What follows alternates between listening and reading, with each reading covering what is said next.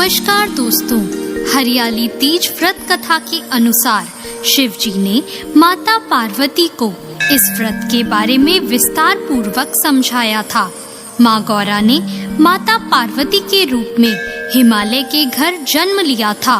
बचपन से ही माता पार्वती भगवान शिव को वर के रूप में पाना चाहती थी और उसके लिए उन्होंने कठोर तप किया। 12 सालों तक निराहार रहकर उन्होंने कठोर तप किया। ये सब देखकर उनके पिता बहुत दुखी थे। एक दिन नारद जी ने उनके पिता से आकर कहा कि पार्वती के कठोर तप से प्रसन्न होकर भगवान विष्णु आपकी पुत्री से विवाह करना चाहते हैं। नारद मुनि की बात सुनकर महाराज हिमालय बहुत प्रसन्न हुए। उधर भगवान विष्णु के सामने जाकर नारद मुनि बोले, महाराज, हिमालय अपनी पुत्री पार्वती का विवाह आपसे करवाना चाहते हैं। भगवान विष्णु ने भी इसकी अनुमति दे दी। फिर माता पार्वती के पास जाकर नारद जी ने इसकी सूचना दी कि आपके पिता ने आपका विवाह भगवान विष्णु से तय कर दिया है। यह सुनकर माता पार्वती बहुत निराश हुई। उन्होंने अपनी सखी को बताया कि वो भगवान शिव को पाने के लिए ये व्रत कर रही हैं। माता पार्वती की इच्छा अनुसार उनके पिता महाराज हिमालय की नजरों से बचाकर उनकी सखियां माता पार्वती को घने सुनसान जंगल में स्थित एक गुफा में छोड़ आई। यहीं रहकर उन्होंने भगवान शिव को पति के रूप में पाने के लिए कठोर तप शुरू किया, जिसके लिए उन्होंने रेत से एक शिवलिंग की स्थापना की। संयोग से हस्त नक्षत्र में भाद्रपद शुक्ल तृतीया का वह दिन था जब माता पार्वती ने शिवलिंग की स्थापना की थी। इस दिन निर्जला उपवास रखते हुए उन्होंने रात्रि में जागरण भी किया था। उनके कठोर तप से भगवान शिव प्रसन्न हुए और माता पार्वती को उनकी मनोकामना पूर्ण होने का वरदान दिया।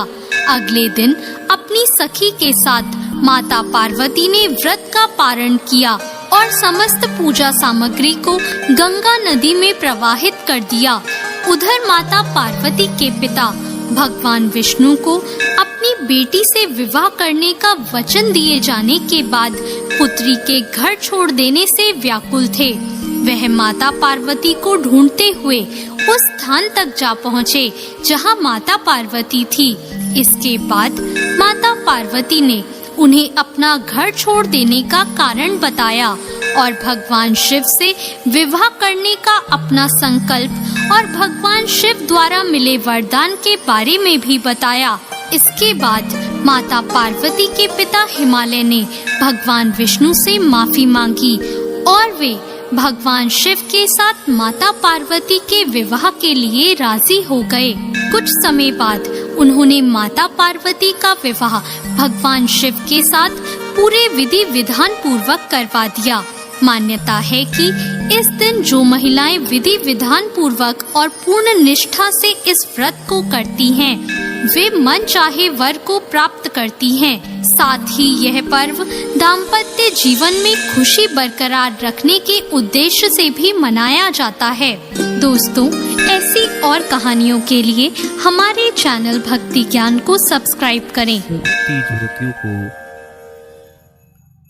शुभकामनाएं। हैप्पी तीज। तीज व्रत करने के बाद, कथा श्रवण करने के बाद ब्राह्मणों को कुछ न कुछ अवश्य दान दे और पुण्य के भागी बने। आप सबों को फिर से एक बार हैप्पी तीज। ऐसे ही वीडियो देखने के लिए हमारे चैनल को सब्सक्राइब करें, वीडियो को लाइक करें, शेयर करें और अच्छे बेहतर बनाने हेतु कमेंट कर सुझाव प्रदान करें। आप सबों को हैप्पी तीज। जय शिव शंकर, जय माँ पार्वती। धन्यवाद।